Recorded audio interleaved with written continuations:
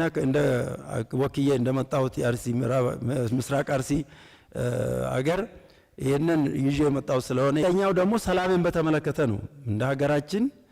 እንደ ሀገራችን ኢትዮጵያ የብዙ ብሔር ብሔረሰቦች እናት የአፍሪካ ኩራት በሰላም እጦት ታምሳ ማየት የሁላችንም ህመም ነው። የሚፈሰው ደም የሚያልፈው ህይወት የእናታችን የኢትዮጵያ አካሏ ነው። ስለዚህ ህሱ ሰላም ሀለ ሀገር እንዳለ ቅዱስ ጳውሎስ መንግስት በወደ ሰፊነት ለእርቅ ለሰላም ውይይትና እያደረገ ያለውን ጥረት እናመሰግናለን። ታላቅ የምስራች በ4,400,000 ብር በአጠቃላይ ክፍያ የቤት ባለቤት ሆኖ ሜሪት ፕሮፐርቲስ በሪል ስቴት ዘርፍ እንዲሁም በኮንስትራክሽን 2 አስርት ዓመታትን ያስቆጠረው ድርጅታችን አሁን ደግሞ ሰፊ ሙያዊ ክህሎት ተላብሶ የፖስቴንሽን ኮንስትራክሽን ቴክኖሎጂ ተጠቅሞ በውባ ፒያሳ ዘመናዊ መኖሪያ አፓርትመንት ቤቶችን በተመጣጣኝ ዋጋ አቅርበንሎታል። አራዳ ፓርክና ወዳጅነት ፓርክ ከፊትና በስተጀርባ ያደመቁት የውብ መንደራችን 2 ቤዝመንት ያለው እስከ 4ኛ ወለል ደረጃውን የጠበቀ ሞል እንዲሁም ባልተለመደ መልኩ 5ኛና 6ኛ ተጨማሪ መኪና ማቆሚያ ሆኖ ያገለግላል። ለደንበኞች ጥራትና ምቾት የሚተጋው ድርጅታችን ሜሪትስ ፕሮፐርቲ በዚህ መንደር መዋኛ ገንዳ፣ ጂምናዚየም፣ ደረጃውን የጠበቁ ሰፋፊ ሊፍቶች፣ ምቹና በቂ መኪና ማቆሚያ ቦታዎች፣ ዘመናዊ የደረቅ ቆሻሻ ማስወገጃ፣ አውቶማቲክ ጄኔሬተር የተገጠመለት የከርሰ ምድር ውሃና ለተለያዩ አገልግሎቶች የሚውሉ ሰገነት አካቷል። ከባለ 1 እስከ ባለ 3 መኝታ ቤቶችን በ10% ቅድመ ክፍያ ከ441,000 ብር ጀምሮ የቤት ባለቤት ይሆኑ። እንዲሁም 70% ለሚከፍሉ ደንበኞቻችን 30% ልዩ የማስታወቂያ ቅናሽ ይዘንሎት መጥተናል። ታዲያ ይህ ቅናሽ የሚቆየው ለ10 ተከታታይ ቀናት ስለሆነ በ0941 44 7879 ላይ ይደውሉ። ዶክተር አብይ አህመድ ሚኒስቴር የተከበሩ ቅዱስና ብሩክ አባታችን እና ብፁዓን አባቶች ጉባኤ ተሳታፊዎች ስለተሰጠኝ እድል እጅግ እያመሰገንኩ ከትላንትና ጀምሮ ካየናቸው እና ከጎበኘናቸው ነገሮች እነሳለሁኝ። የአንድነትና ወዳጅነት ፓርክና የድሮ ቤተ መንግስት የድሮና የዛሬን ገጽታ ከእጽዋትና እስከ ተለያዩ የእንስሳት ብርቅዬና ድንቅዬ የሆኑ ሁኔታዎችን ከድሮ ከአጼዎች እስከ ዛሬ ያለውን የሚወራውና በገሃድ የተቀመጠውን ነባራዊ ይዘትና ይዞታ ዘካሪ ትዕይንቶችን መስህባዊ ጠቃሚ ኩነቶችን በአይነ ስጋ ተመልክተናል። ያየነውና የሰማነው የሰማይና ምድር ያህል እየተራራቀ መሆኑን ተገንዝበናል። እውነታው ለትውልድ የሚተላለፍ ታሪካዊ ቅርስ ዘመናትን የሚዘክር መጻኢውን ትውልድ ለግንዛቤና ለእድገት ንጽጽር የሚጠቅም ወሬን በስራና በእውነታ የሚያሸንፍ አብይና አባይ ታሪካዊ እውነታዎችን ተመልክተናል። እንዲሁም ደግሞ እንዲህ እየተሰራ ሀገርን የሚጠቅም ነገር እየተሰራ ሌሎች በውጭ ሀገር ሆነው እኛን የማይወክሉ የሚያናፍሱት ነገር የማይወክልን መሆኑን በበኩሌ ብፁዓን አባቶችም አይወክሉም፣ አይቀበሏቸውም። እኔም በበኩሌ እንደዚህ አይነቱን ቤተክርስቲያናችንን በፍጹም አትቀበልም። እኛ ተከባበሩን እንጂ ተሰዳደቡ አትልም። እኛ የሰራውን መባረክ እንጂ መርገም አይገባም። ይህን እኔ በበኩሌ ይቃወማለሁ። ሁለተኛው ደግሞ ሰላምን በተመለከተ ነው። እንደ ሀገራችን ኢትዮጵያ የብዙ ብሔር ብሔረሰቦች እናት የአፍሪካ ኩራት በሰላም እጦት ታምሳ ማየት የሁላችንም ህመም ነው። የሚፈሰው ደም የሚያልፈው ህይወት የእናታችን የኢትዮጵያ አካሏ ነው። ስለዚህ ህሱ ሰላም ሀለ ሀገር እንዳለ ቅዱስ ጳውሎስ መንግስት በወደ ሰፊነት ለእርቅ ለሰላም ውይይትና እያደረገ ያለውን ጥረት እናመሰግናለን። አሁንም የተጀመረውን አምኖበት ተቃዋሚ ሁሉ ተሳትፎበት በውይይት በእርቅ ፈተን ሀገራችንን እንድናሻገር ጥል፣ መለያየት፣ ጥላቻ የኔ ብቻ ከሚለው ትርክት ወጥተን እኛም የሃይማኖት አባቶች መነቃቀፉን ትተን መንግስትን ዓላማና ሰላም የሚያደርገውን ለሰላም ዋጋ ሰጥተን ለሰላም በደንብ አድርገን እንድንሰራ እኛ ሁላችን ከክብርነቱ ጋር ሆነን ብዙ ህዝብ ይዘናል፣ ብዙ ህዝብ እናስተዳድራለን። ከታች እስከ ታችኛው ድረስ ህዝብ ለህዝብ ነግረን ይሄ ጉዳይ በአይናችን ያየነውን ነገር በስርዓቱ ከሰጠን በኋላ ሁሉን ነገር ማድረግ እንድንችል እኔ በበኩሌ እንደ ተሳታፊነቴና እንደ ወክዬ እንደመጣሁት የአርሲ ምስራቅ አርሲ አገር ይህንን ይዤ የመጣው ስለሆነ ይህንን አብረን እንድንሰራ የሚል ሀሳብ አለኝ። ሶስተኛው ነጥቤ ደግሞ ክቡር ጠቅላይ ሚኒስትር በእውነት ለሃይማኖት አንድነት የሰጡት የእኩልነት ነጻነት እጅግ በጣም የሚያስደስት እና ሁላችንም እንድንናገር በነጻ እንድንሰራ በነጻ እንድናገለግል ያደረገን ሲሆን ክቡርነቶ የኢትዮጵያ ኦርቶዶክስ ቤተክርስቲያን ሀገር ናት ብለው የነበረውን ልዩነት ከአንዴም ሁለቴ ወደ አንድነት እንዲመለስ ያደረጉት ከፍተኛ ጥረት ውሳኔና ያደረጉትን እናደንቃለን፣ እናመሰግናለን። አመሰግናለሁ።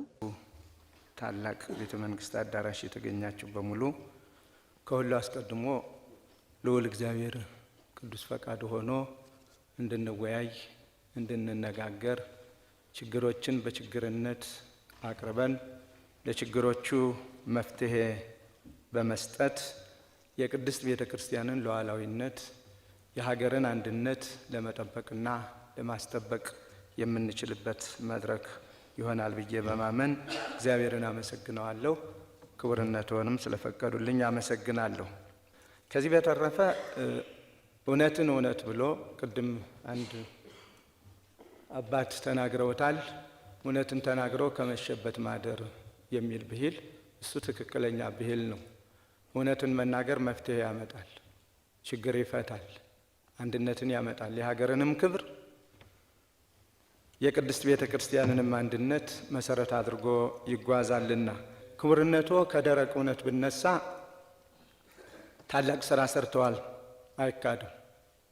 ቅዱስ ሲኖዶሱን አንድ አድርገዋል፣ እውነታ ነው። ሰላም ከተፈጠረ በኋላ እንኳ ስለነበርኩበት አይ አሁን አንሄድም፣ የምንሄደው መስከረም ላይ ነው፣ ትንሽ እንቆይ ሲባል መጽሐፍ ቅዱስ ጠቅሰው የመዳን ቀን ዛሬ ነው የምንሄድ ብለው በራስዎት አየር ይዘውን መጥተዋል። ሁሉንም አሰባስበው ይሄ ቤተ ክርስቲያን ስታዘክረው የምትኖር እውነተኛ ነገር ነው፣ ምንም ጥርጥር የሌለበት ነው። ከዚያም ከመጣን በኋላ እነዚህ አባቶች አንድነት ከተሰባሰቡ በኋላ ምንድነው የሚመገቡት፣ እንዴት ነው የሚኖሩት በማለት ለዘመናት በጥያቄ ስር የነበሩ ህንፃዎቻችንን መልሰውልናል። በዚህም ቤተ ክርስቲያን ታደንቃለች፣ ታመሰግናለች። ችግርም በተፈጠረ ጊዜ ኦሮሚያ በሚል ያንን ችግር ለመፍታት ሁላችንንም አገናኝተው ስምምነት እንዲፈጠር አድርገዋል። ስምምነቱ ተፈጠረ አልተፈጠረ በተባለው መልኩ ሄደ አልሄደ ራሱን የቻለ ሌላ ጊዜ ብንነጋገርበት ደስ ይለኛል። ማን ነው ችግሩን እየፈጠረ ያለው? ለምንድን ነው በተባለው መንገድ አልፈጸም ያለ? ቅድም ተጠቅሷል። ለዚያ መልስ መስጠት አልፈልግም። ራሱን በቻለ በተዳሰሰ መልኩ ምን መልሳቸው ነገሮች ይኖራሉ። በአጠቃላይ በብዙ ነገሮቹ እውነተኛውን ነገር እየተነጋገርን ችግሩን ፈተን ሰላምን ማስፈን ስላለብን ይህ ገዣችን እንዲሆን ምኞቴም ነው እምነቴም ነው። ክቡር ዶክተር አብይ አህመድ የኢፌዴሪ ጠቅላይ ሚኒስትር ጋር በሚደረግ ውይይት ከኢትዮጵያ ኦርቶዶክስ ተዋሕዶ ቤተ ክርስቲያን ቋሚ ሲኖዶስ የሚቀርቡ ጥያቄዎች ናቸው። ኩላዊት የሆነችው በሀገር በዘመን የማትገደበው ቅድስት ቤተ ክርስቲያን ባልተጠበቀ ሁኔታ ባጋጠማት ችግር ከባድ ፈተና ውስጥ እያለፈች በመሆኑ ፍትሕ ለማግኘት ጥያቄዎቻችንን ለክቡርነቶ ማቅረብ እንድንችል በቅዱስ አባታችን በተጻፈው ቀጠሮ ማስያዣ ደብዳቤ መሰረት ይህን ጊዜ ለንግግር ፈቅደው ስለሰጡን ከልብ እያመሰገን የሚከተሉትን ጥያቄዎች መፍትሄ በመሻት በቅደም ተከተል እናቀርባለን። አንደኛ፣ በቅዱስ ፓትርያርኩ ፈቃድ በመንበረ ፓትርያርክ ጠቅላይ ጽሕፈት ቤት እውቅና ወደ ኒውዮርክ የሄዱት ብፁዕ አቡነ ጴጥሮስ ዶክተር ሐዋርያዊ አገልግሎታቸውን ፈጽመው ቅዱስ ሲኖዶስ የሰጣቸውን ኃላፊነት በአግባቡ ለመወጣት ወደ ኢትዮጵያ ሲመለሱ የቤተ ክርስቲያንን ክብር በማይመጥን ሁኔታ ወደ ሀገር እንዳይገቡ የተከለከለበት ምክንያት ምንድነው? አልገባንም። ቤተ ክርስቲያኒቱ ችግሩ አልተነገራትምና። ሀ ቤተ ክርስቲያናችን የሕግ ሰውነት ያላት በሀገሪቱና በራሷ ቀኖናውያት ሕግጋት የራሷን ጉዳይ በራሷ የምትወስን ተቋም እንደመሆኗ የአሰራር ጉድለትም ካለ ቤተ ክርስቲያኗ እንድታውቀውና ችግሩን እንድትፈታ እድል መስጠት አይሻልም ነበር ወይ? የችግሩ መንስኤ ዜግነት ከሆነ በቤተ ክርስቲያን አስተምሮ መንግሥተ ሰማያት በስጋ ልደት በጎሳ ማንነት ስለማትወረስና በተለያዩ አህጉራት የሚገኙ የውጭ ዜጎች፣ የአህጉረ ስብከት የሥራ ኃላፊዎች፣ ካህናትና ምእመናን ያሏት ስለሆነ በእምነታቸውና በመንፈሳዊ ሕይወታቸው በቅተው ለተገኙት ሁሉ ያለ ዜግነት ልዩነት ማዕርገ ክህነትን ሰጥታ በውጭም ሆነ በሀገር ቤት መድባ የማሰራት ቀኖናዊና ታሪካዊ መብት ያላት ሉዓላዊት መንፈሳዊ ተቋም መሆኗ ለምን ተዘነጋ? የውጭ ዜጎች በሀገራችን ውስጥ በተለያዩ እምነቶች እየመሩ የሚገኙበት ስለሆነ ዝርዝር ማስረጃ ማቅረብ እንችላለን። ሐመርሃ ከቅዱስ ፓትርያርኩ የ2015 ዓ.ም ጉዞ መነሻ ጀምሮ የብፁዕ አቡነ ጴጥሮስና የብፁዕ አቡነ ሕዝቅኤል ጉዞ ጋር በተገናኘ የተፈጸሙ የመብት ጥሰቶች ማለትም ከሕግ አግባብ ውጭ የአባቶችንና የቤተ ክርስቲያንን ክብር በተዳፈረ መልኩ የተፈጸመውን ድርጊት ክቡርነቶ ሰምተውታል? ያውቁታል? ካወቁትስ እንዴት ያዩታል? ሁለተኛ፣ የተለያዩ ጊዜያዊ ክስተቶችን በመጠቀም ክብረ አበውን መዳፈሩ በዚህ መልኩ የሚቀጥል ከሆነ የቤተ ክርስቲያናችንና የቅዱስ ሲኖዶስ ዋስትና ምንድን ነው? ትናንት አንድ ያደረጉት የጣሩለት የደከሙለት ሲኖዶሱ ምንድን ነው ክብሩ ሉዓላዊነቱ? በታችኛው መዋቅር ያሉ የመንግስት የአስተዳደር አካላት ሁሉንም የማይወክል ማለት ነው፣ አንዳንዶችን ያለበቂ ምክንያት አንድነቷን የሚፈታተን ድርጊት እየፈጸሙ ይገኛሉ። የቤተ ክርስቲያኗ አንድነት ያለመከፋፈል ቀጣይነት እንዲኖረው ድርሻን ከመወጣት አንጻር መንግስት ኃላፊነት የለበትም ወይ?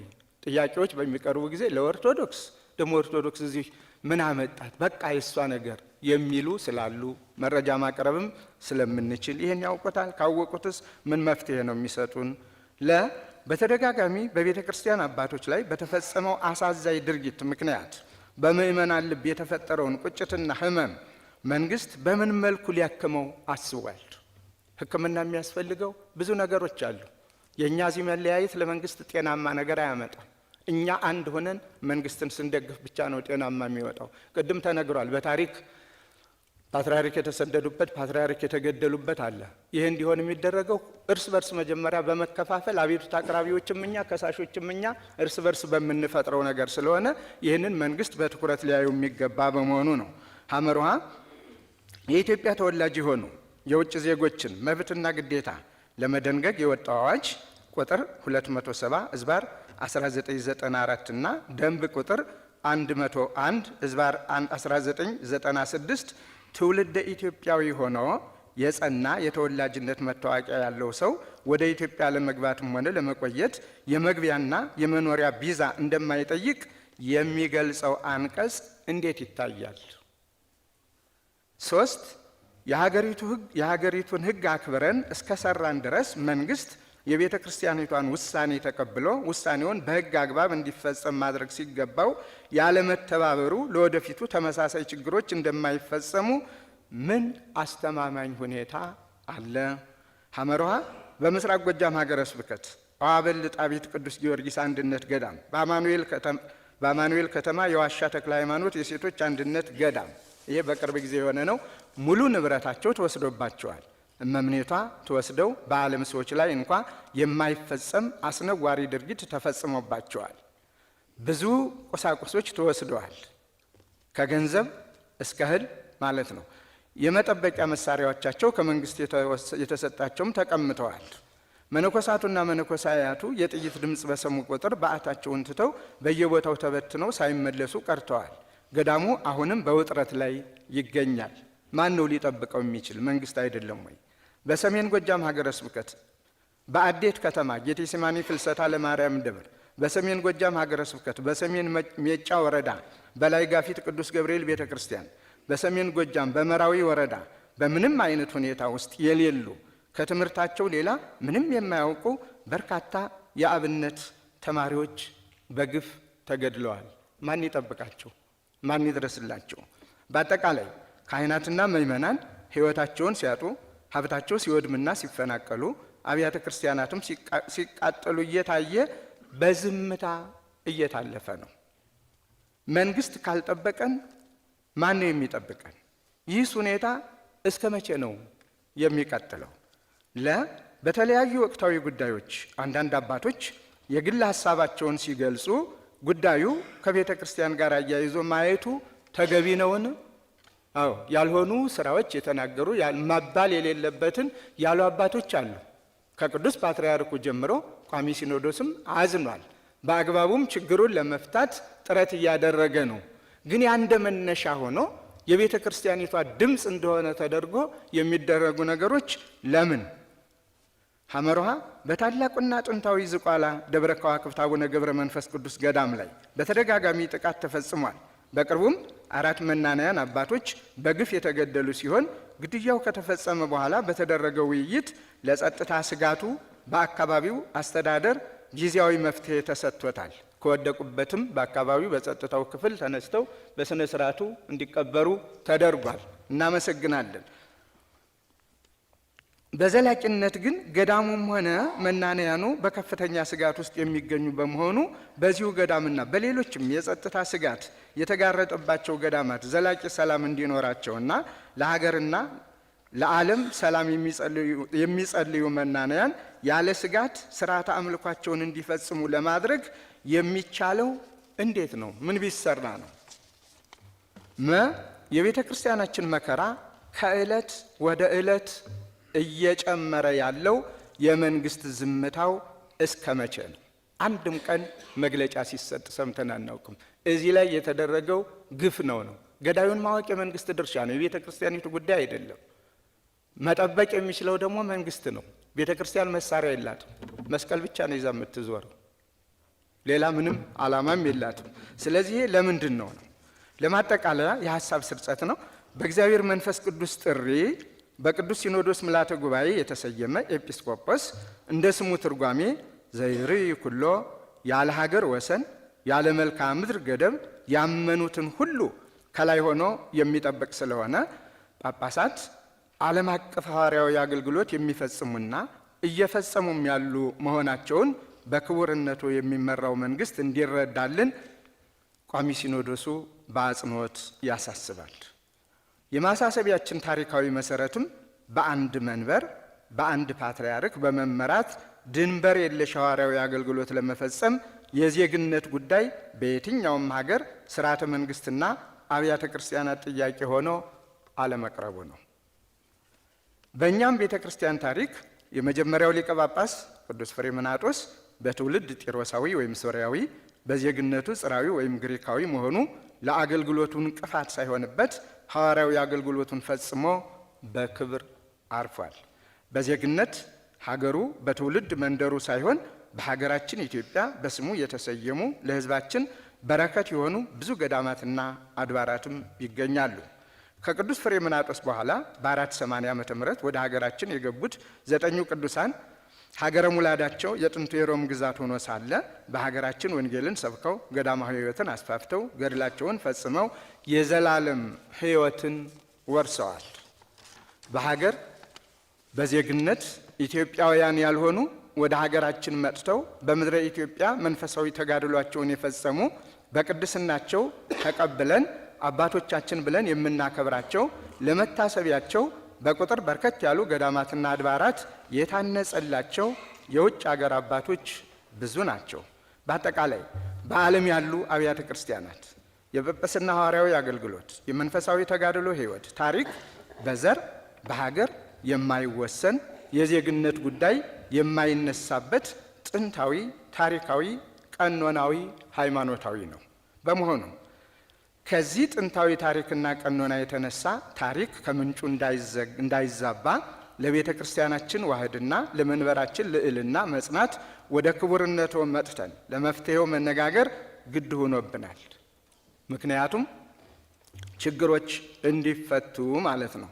የችግሮቹ መፍትሄ ደግሞ ቁልፉ ክቡርነቱ ላይ ነው። ትናንትና ሀገር ናት ብለው ከፍ ያደረጓትን ቤተ ክርስቲያን በዘመኖ ከሀገርነት ወርዳ ጎጥና አጥቢያ እንዳትሆን በዚያው መጠን ከፍ እንድትል ማድረግ የክቡርነቱ ኃላፊነት ስለሆነ ብቻ ነው። መተባበር፣ መታዘዝ የሁላችንም ድርሻ ነው። ክቡርነቱ ባርቆ ሐሳቢነት ይችን ቤተ ክርስቲያን በመጀመሪያው ትንሣኤዋ ላይ ትልቅ ስራ ሰርተዋል። በዚያው እንዲቀጥሉ የሁላችን እምነት ነው። በመጨረሻም ክቡርነቶ ስለሰጡን ጊዜ እያመሰገን ላቀረብናቸው ችግሮችም መፍትሄ እንደሚሰጡን ተስፋ በማድረግ በቅዱስ ቋሚ ሲኖዶስ ስም በድጋሜ አመሰግናለሁኝ። አስፈላጊ በእነዚህ በተናገርኳቸው ነገሮች ላይ መረጃ ይዘና በተባልኩበት ሰዓት መረጃቸውን ይዤ ለመምጣትም ዝግጁ መሆኔን በታላቅ ትሕትና እጠይቃለሁ። ቅዱስ አባታችን ብፁዓን ክቡር ጠቅላይ ሚኒስትር፣ ብፁዓን አበው ሊቃነ ጳጳሳት፣ የጉባኤው ተሳታፊዎች፣ ክቡርነቶ በዚህ መድረክ ተገኝተን ሀሳባችን እንድንሰጥ መድረኩን ስላመቻቹልን አመሰግናለሁ። አባ ኤዎስጣቴዎስ እባላለሁ። ከሰላም አምባሳደር ከኢሉባቦር ሀገረ ስብከት ነው የመጣሁኝ። ሀገረ ስብከቴን በማስቀደም ንግግሬን እጀምራለሁ። ኢሉባቦር ሀገረ ስብከት ያው ሰላማዊ ሀገር በመሆኑ ብዙ ብሔር ብሔረሰቦች የሚኖሩባት ሀገር ስለሆነች እንደዚሁም ደግሞ የሰማዕቱና አርበኛው የብፁዕ አቡነ ሚካኤል በጣሊያን እጅ የተገደሉ አጥንታቸው ያለበት አገር በመሆኗ በሰላም ትኖራለች። የሰላም አምባሳደር ተብላም ተጠርታለች። አሁን እኔ ወደዛ ከሄድኩኝ ጀምሮ ያለው የሕዝብ አኗኗር በጣም የሚያስደስት ነው። ክቡርነቶ በጣም የሚያስደንቅ የሕዝብ አንድነት እየታየ ነው። የኦርቶዶክሳውያን አንድነት ብቻ ሳይሆን ሙስሊሞች፣ ፕሮቴስታንቶች፣ ኦርቶዶክሳውያን ቤተ ክርስቲያን ሲያስመርቁ ፕሮቴስታንቶች ከነ ፓስተሮቻቸው ከነ ምእመናኖቻቸው ገንዘብ በማሰባሰብ ድጋፍ በመስጠት ፈንድሬዝ በሚደረግበት ጊዜ እየተሽቀዳደሙ ታላቅ የምስራች በ4 ሚሊዮን 400 ሺህ ብር በአጠቃላይ ክፍያ የቤት ባለቤት የሆኑ ሜሬት ፕሮፐርቲስ በሪል ስቴት ዘርፍ እንዲሁም በኮንስትራክሽን 2 አስርት ዓመታትን ያስቆጠረው ድርጅታችን አሁን ደግሞ ሰፊ ሙያዊ ክህሎት ተላብሶ የፖስቴንሽን ኮንስትራክሽን ቴክኖሎጂ ተጠቅሞ በውባ ፒያሳ ዘመናዊ መኖሪያ አፓርትመንት ቤቶችን በተመጣጣኝ ዋጋ አቅርበንሎታል። አራዳ ፓርክና ወዳጅነት ፓርክ ከፊትና በስተጀርባ ያደመቁት የውብ መንደራችን 2 ቤዝመንት ያለው እስከ 4ኛ ወለል ደረጃውን የጠበቀ ሞል እንዲሁም ባልተለመደ መልኩ 5ኛና 6ኛ ተጨማሪ የመኪና ማቆሚያ ሆኖ ያገለግላል። ለደንበኞች ጥራትና ምቾት የሚተጋው ድርጅታችን ሜሪትስ ፕሮፐርቲ በዚህ መንደር መዋኛ ገንዳ፣ ጂምናዚየም፣ ደረጃውን የጠበቁ ሰፋፊ ሊፍቶች፣ ምቹና በቂ የመኪና ማቆሚያ ቦታዎች፣ ዘመናዊ የደረቅ ቆሻሻ ማስወገጃ፣ አውቶማቲክ ጄኔሬተር የተገጠመለት የከርሰ ምድር ውሃና ለተለያዩ አገልግሎቶች የሚውሉ ሰገነት አካቷል። ከባለ 1 እስከ ባለ 3 መኝታ ቤቶችን በ10% ቅድመ ክፍያ ከ441 ሺህ ብር ጀምሮ የቤት ባለቤት ይሆኑ። እንዲሁም 70% ለሚከፍሉ ደንበኞቻችን 30% ልዩ የማስታወቂያ ቅናሽ ይዘንሎት መጥተናል። ታዲያ ይህ ቅናሽ የሚቆየው ለ10 ተከታታይ ቀናት ስለሆነ በ0941 44 7879 ላይ ይደውሉ። ሰጡ ከኦርቶዶክሳውያን በበለጠ ስጦታ እየሰጡ የሕዝብ አንድነት እየታየበት ያለ ሀገር ነው። ይሄ በቪዲዮም ተቀርጾ ለሌላውም ሀገር ጥሩ አስተማሪ ይሆናል ብለን እናስባለን። ምናልባት ጥያቄ የምጠይቀው በኢሉባቦር ሀገረ ስብከት የታወቁ በጣም ታሪክ የሰሩ ለሀገራቸው የተሰዉ ብፁዕ ሊቀ ጳጳስ ሰማዕትና አርበኛ አቡነ ሚካኤል የጎሬው በጵጵስናቸውን ከብፁዕ አቡነ ጴጥሮስ የፒያሳው ጋራ ግብጽ ሄደው ከግብጽ ጵጵስናቸውን የተቀበሉ ነው። ያን ጊዜ እንግዲህ ጵጵስና ወደ ኢትዮጵያ ባልገባበት ጊዜ ማለት ነው። እንግዲህ እዛ ያንን ሀገር ባርከው ቀድሰው እዛው መጨረሻ ላይ ሕይወታቸውን ለሀገራቸው ለሕዝባቸው ሰጥቷል። እኚህ አባት በሃይማኖት በቤተ ክርስቲያን ጉዳይ ብቻ ሳይሆን በቤተ ክርስቲያን ሐውልት ተሰርቶላቸዋል። ቤተ ክርስቲያን አቅሙ የሚችለውን ሁሉ እያደረገ ነው ያለው። ነገር ግን የከፈሉት ውለታ ለሀገርም ጭምር በመሆኑ ለሀገር ነው የተዋደቁት። ጣሊያን ነው ገደላቸው። በምንም አንተ ወራሪ ነህና ኢትዮጵያን አትገዛትም ብለው ሕይወታቸውን የሰጡ ስለሆኑ በመንግስት በኩልም ትኩረት ተሰጥቶ በስማቸው የተለያዩ ተቋማት ማቋቋም ብንችል መንግስት ቢረዳን ታሪክ የሰሩትን አባቶች መንግስትም ቢያበረታታልን ይህንን ጥያቄ አቀርባለሁ።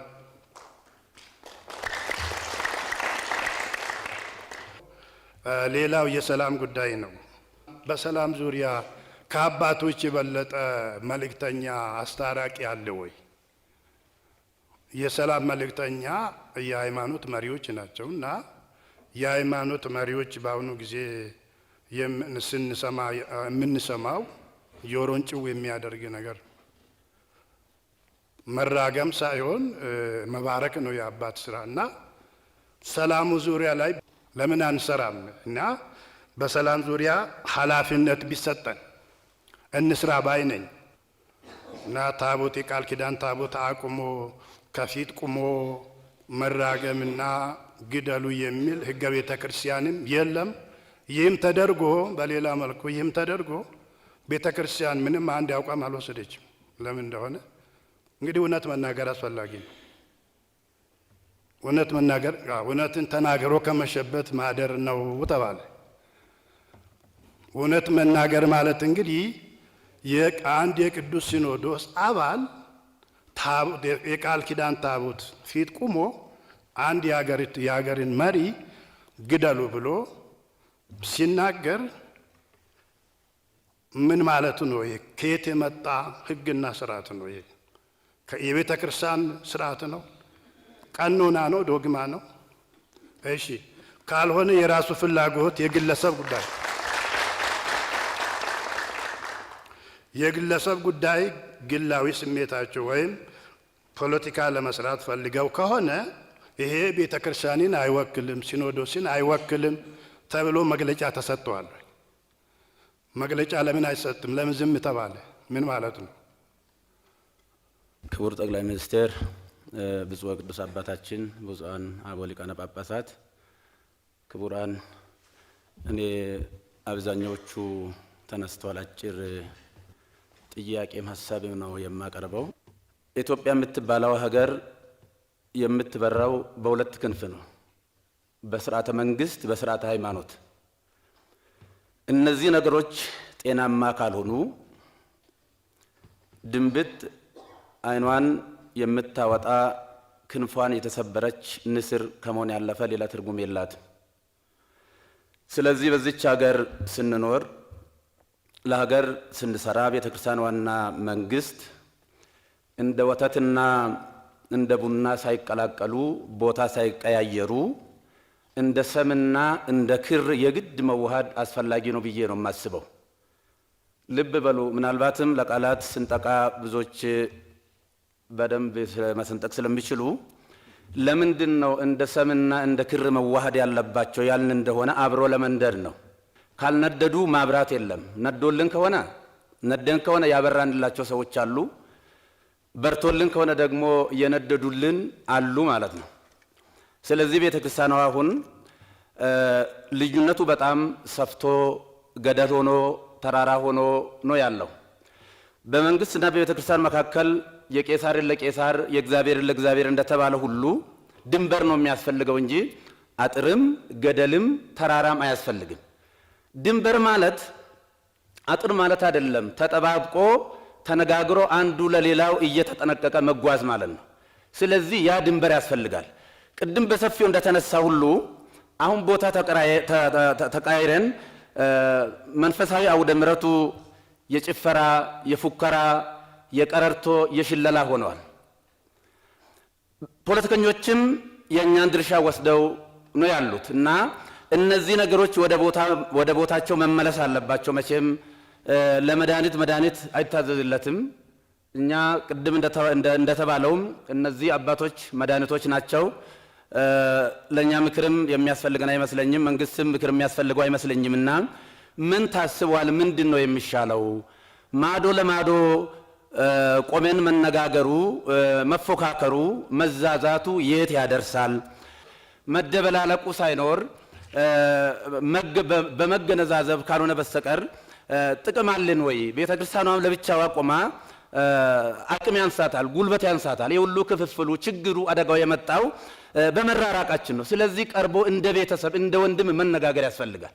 ቅዱስ አባታችን ክቡር ጠቅላይ ሚኒስትር ዶክተር አብይ አህመድ፣ ብፁዕ ጠቅላይ ስራ አስኪያጅ፣ ብፁዓን አበው ሊቃነ ጳጳሳት፣ የዚህ ጉባኤ ታዳሚዎች፣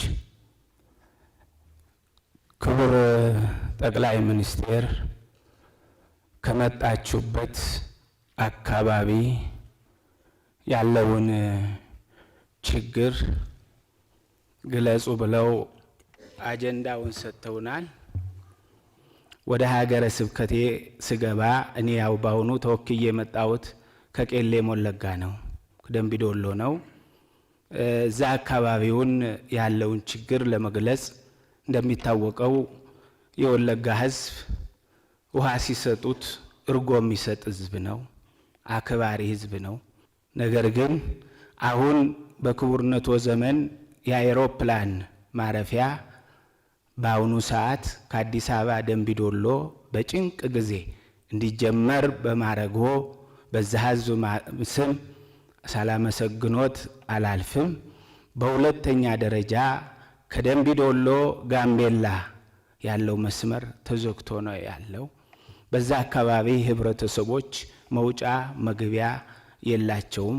እነዛንም ህብረተሰቦች ታስቦ ያ መንገድ የሚከፈትበትን ነገር እንዲያመቻቹ ክቡርነቶ እቺ ቤተ ክርስቲያን የራቁ አሉ፣ የራቁትን አቅርበው አንድነቷን መልሰው እንደሚሄዱ ተናግረዋል። ቅድም አንድ አባት እንደ ክቡርነቶ ለኢትዮጵያ ኦርቶዶክስ ተዋሕዶ ቤተ ክርስቲያን የተመቸ ጊዜ የለም።